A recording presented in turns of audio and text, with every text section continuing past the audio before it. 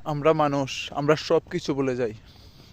প্রিয়সীর জন্য রক্ত ভুলে যাই, সৃষ্টির জন্য স্রষ্টা ভুলে যাই, ক্ষমতার জন্য দেশকে ভুলে যাই, আর টাকার জন্য আপনজন ভুলে যাই। আমরা বলতে বলতে কোথায় গিয়ে থামবো নিজেও জানি না। চাকরির জন্য, যোগ্যতার জন্য নিজের লক্ষ্যই ভুলে যাই। আমরা আর কত বলবো? বলতে বলতে তো শেষ। আমরা আমাদের ভাইদেরকে ভুলে গেছি, যাদের রক্ত দিয়ে আমাদেরকে এরকম স্বাধীনভাবে কথা বলার সুযোগ করে দিয়েছে, তাদেরও আমরা ভুলে গেছি। আমরা কতটা স্বার্থপর মানুষ, আমাদের কোথায় শেষ হবে এটার কোনো ঠিক ঠিকানা নাই। আসলে আমরা আমাদেরকে ভুলে গেছি।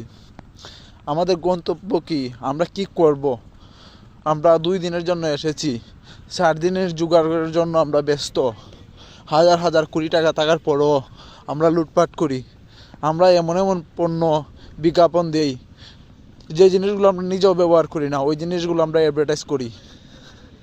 আমরা রূপকথার গল্প পেয়ে আমরা ইতিহাস ভুলে গেছি করেছি। আমাদের পূর্বপুরুষরা কতটা বীর ছিল আমরা এটা ভুলে গেছি। আমরা টিকটক করতে গিয়ে বীরত্ব হারিয়ে ফেলেছি।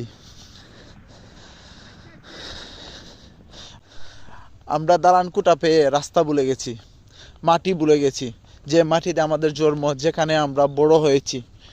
আর মৃত্যুর পর আমাদের ওইখানে যেতে হবে, আমরা ওই জায়গা ভুলে গেছি। আমরা বিদেশি সংস্কৃতি পেয়ে বাঙালির সংস্কৃতি ভুলে গেছি। আমরা ইংলিশ পেয়ে আরবি ভুলে গেছি।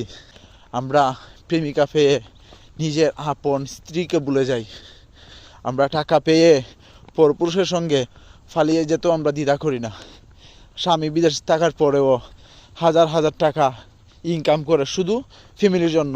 ওই ফ্যামিলি কিনা, ওই মা বাবা কিনা, ওই স্ত্রী কিনা, ওই প্রবাসী বাইকে ভুলে যায়, ওই প্রবাসী স্বামীকে ভুলে যায়, অন্যর সঙ্গে বেগে যায়।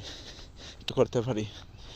আমরা শহর পেয়ে গ্রাম ভুলে যাই, যে গ্রামে আমরা বেড়ে ওঠা, যে গ্রাম আমাদেরকে শেখায় বাঁচতে, চলতে, জীবনকে সুন্দর করতে।